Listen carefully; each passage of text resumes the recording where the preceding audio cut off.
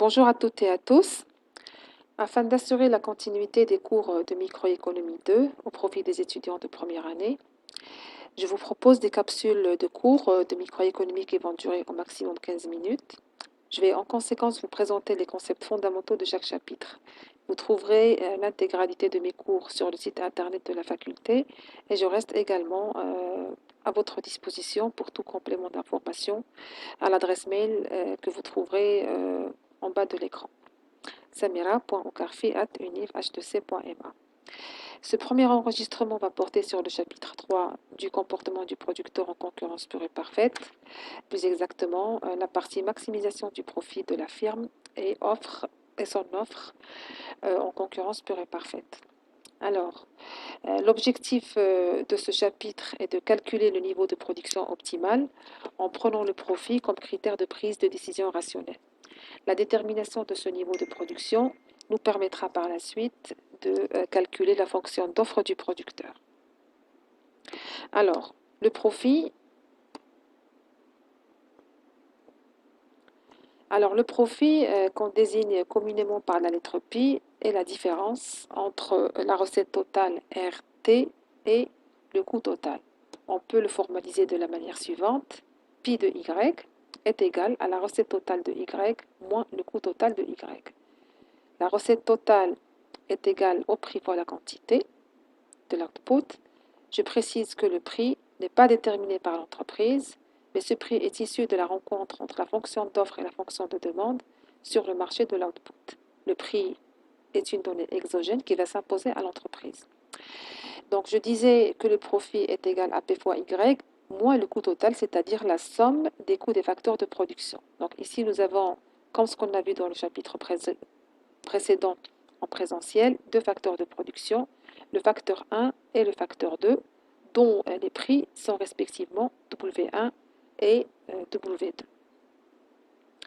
Alors, bien entendu, le problème du producteur rationnel est de maximiser le profit. Donc, l'objectif n'est pas seulement de le calculer, mais également de le maximiser.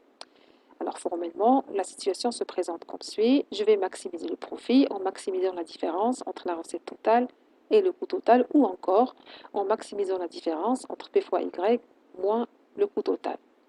Comme n'importe quelle fonction, la fonction de profit va admettre un maximum sous deux conditions, la condition de premier ordre et la condition de deuxième ordre. Que nous dit la condition de premier ordre? Eh bien, elle nous dit qu'il faut que la dérivée première du profit par rapport à y soit nulle, et la condition de deuxième ordre nous dit qu'il faut que la deuxième dérivée du profit par rapport à y soit inférieure à 0. Je vais à présent distinguer entre les deux horizons temporels qu'on a vus dans le chapitre précédent, le court terme et le long terme. Je vais maximiser le profit de l'entreprise à court terme et par la suite, on verra dans un point 2 la maximisation du profit de l'entreprise à long terme.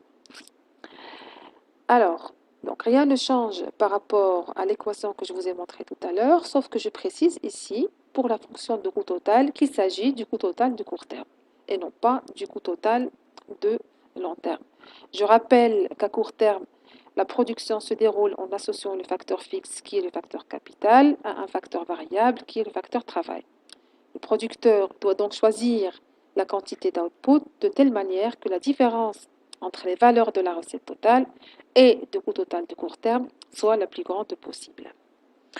Je vais calculer la première dérivée du profit justement afin de le maximiser et on va voir que la première dérivée du profit va être égale à la première dérivée de la recette totale par rapport à Y moins la première dérivée du coût total du court terme par rapport à Y. Et bien entendu, cette différence doit être égale à 0. Alors, cette dérivée du profit par rapport à Y, eh bien, va nous donner le résultat suivant. Pi' de Y va être égal à la recette marginale de Y moins le coût marginal de court terme de Y. La recette marginale de Y va être égale au prix. D'où vient ce résultat? Eh bien, il vient à partir d'ici. P fois Y' par rapport à Y va être égal à la constante qui est le prix, moins toujours le coût marginal de court terme de Y, et cette différence va être égale à 0. Cela nous amène à un résultat très important qui dit que pour maximiser le profit, le producteur doit offrir sur le marché la quantité dont le coût marginal de court terme est égal au prix de l'output. Voilà, plus exactement, le producteur doit produire une quantité Y étoile telle que la recette marginale de cette quantité, ou bien le prix, soit égal au coût marginal de court terme de cette même quantité.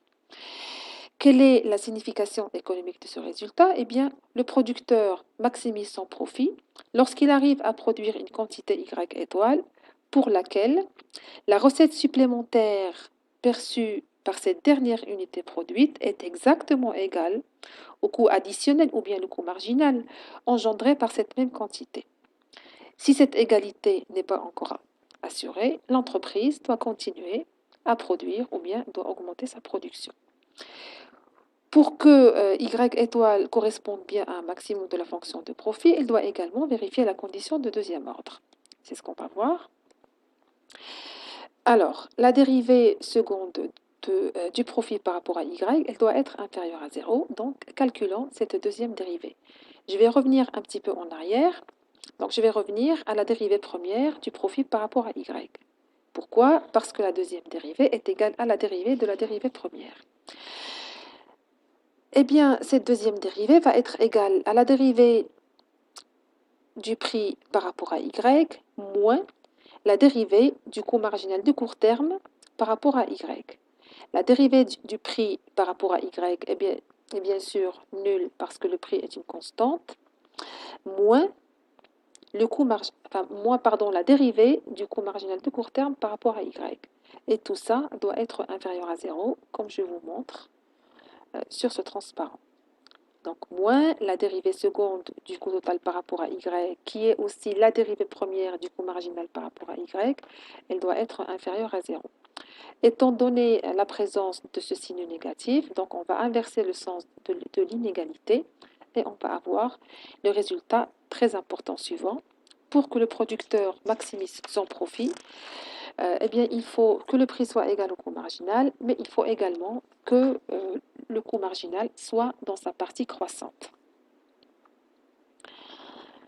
En résumé, la quantité optimale de production Y étoile qui maximise le profit doit être telle que le coût marginal de Y étoile soit égal au prix de l'output qu'on a obtenu à partir de la condition de premier ordre. Et puis aussi, il faut que le coût marginal soit dans sa partie croissante que nous avons obtenue par le calcul de la deuxième dérivée. Si on veut représenter graphiquement ces résultats, eh bien, je vais le faire de la manière suivante. Je vais tout simplement représenter sur l'axe des abscisses les différentes quantités d'output possibles et sur l'axe des ordonnées, je vais représenter la fonction de coût marginal. Cette fonction de coût marginal est croissante et je vais faire coïncider le prix avec le coût marginal. Je répète encore une fois que le prix n'est pas fixé par l'entreprise, mais ce prix est une donnée exogène qui vient de l'extérieur ou bien qui vient du marché. Cette égalité entre le prix et le coût marginal, la partie croissante du coût marginal, va nous permettre de déterminer la quantité optimale du producteur qui est la quantité Y étoile. Maintenant qu'on a calculé la quantité Y étoile, on peut représenter graphiquement le profit.